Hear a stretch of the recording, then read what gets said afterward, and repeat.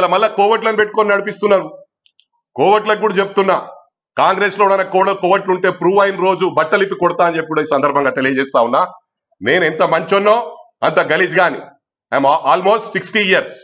నేను ఇంకా బతుకుతా 5 ఏళ్ళు బతుకుతానో 10 ఏళ్ళు బతుకుతానో, లెట్ ఇట్ బి ఎనీథింగ్. నాకు పాలిటిక్స్ అనేది కాదు, కానీ ఇటువంటి వాళ్ళని చక్కగా చేయాలి, సిస్టమ్ ను మారవాలి. సిస్టమ్ లో మార్పు రానంత రోజులు ఇప్పుడు ఎంతో మంది కష్టపడ్డారు. కార్యకర్తలుగానే ఉండిపోతున్నారు. నేను ఎప్పుడు కూడా చెప్తా, మనకు వాళ్ళే బేస్. పార్టీని కాపాడుకుంటే పార్టీ మనల్ని కాపాడుతుంది, మనం పార్టీని కాపాడాలి. ఎక్కడ కాపాడుతున్నారు? కొంతమంది మొత్తం డ్యామేజ్ చేస్తా ఉన్నారు. వాళ్ళ డబ్బులకు అమ్ముడు పోయి వాళ్ళకి ఇన్ఫర్మేషన్లు ఇచ్చి మేము వాళ్ళని లాక్ చేద్దామంటే మమ్మల్ని లాక్ చేసే ప్లాన్ లో ఉన్నారు. అంటే ఇది ఎంతవరకు రైట్?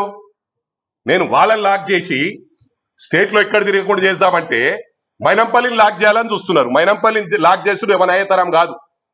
దేనికైనా సిస్టమ్ ఉంటుంది, సిస్టమ్ కు రెస్పెక్ట్ ఇస్తా. అది బిహాండ్ లిమిట్స్. ప్రతి దానికి హీల్డ్ పాయింట్ ఉంటది.